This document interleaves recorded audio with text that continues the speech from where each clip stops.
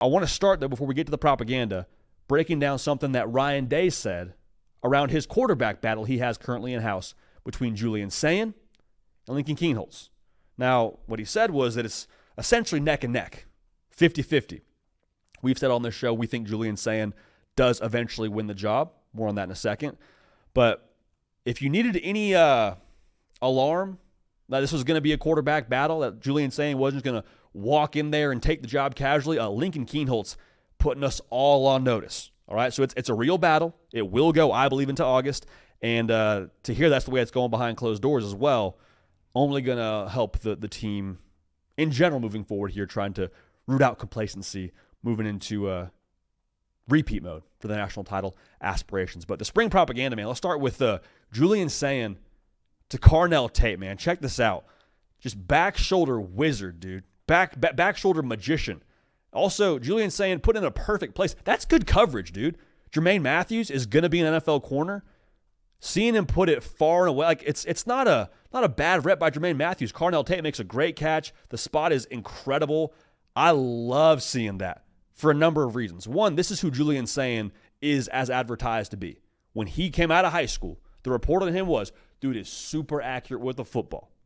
Can hit a pin out of thin air, man. That's the accuracy he brings to the table here. Carnell Tate probably could have gone somewhere else should he have wanted to. There was all that buzz after the national title game of, like, is Carnell Tate going to get tampered with and transfer? He's back in Columbus, making plays like that. You need this for Ohio State in 2025. Carnell Tate has got next. Carnell Tate, I promise you, could have been wide receiver one a lot of other places. The fact that he's back in Columbus, the fact that he's making plays like that, with Emeka Egbuka gone to the NFL to take some pressure off of Jeremiah Smith, I love everything about this. Julian Sayin, you want to win the job?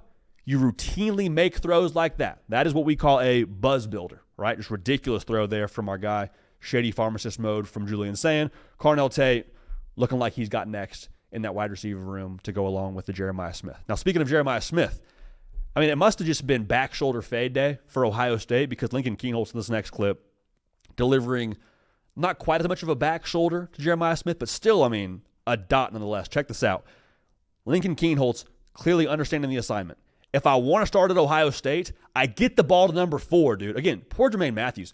I don't think he's having a bad day at the office. They just got some tough clips from my guy at the cubicle here. Also, Cato mentioned this, getting ready for this show. Check out the sleight of hand from Jeremiah Smith. Watch it one more time.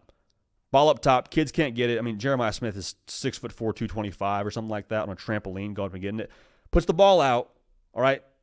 Receiver tries to, or excuse me, defender comes across, tries to knock it down as he's showing it to the official. Jeremiah Smith takes it out of his line of, I guess, his paw, if you will, so he can't knock it away, and then throws the football at him. I mean, just baller stuff from Jeremiah Smith.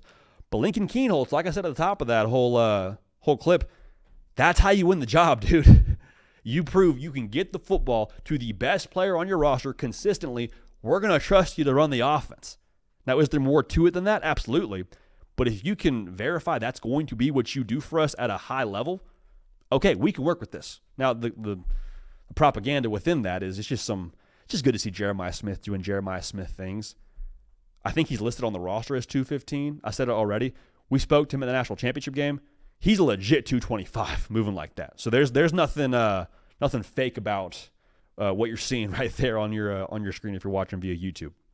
So that's the propaganda. We enjoy it. We appreciate it. We inhale it. But let's go back to the quarterback discussion within this. Lincoln Kienholz making throws like that. Lincoln Kienholz being talked about with Ryan Day as a guy who's neck and neck with Julian Sayin and consistently doing the right things. Student Appreciation Day was also this past weekend from Ohio State. If you don't know what that is, it's essentially they just let the student body come watch a full practice, like 2,000 plus in the Woody Hayes Athletic Center. And the intel from that is Lincoln Kienholz was the most consistent of those two quarterbacks between Sayin and himself. Okay, so if you're telling me a dude that can legitimately windmill dunk playing quarterback for you in Kienholz, I'm not sacrificing a lot throwing the football downfield, okay, yeah, we can work with that.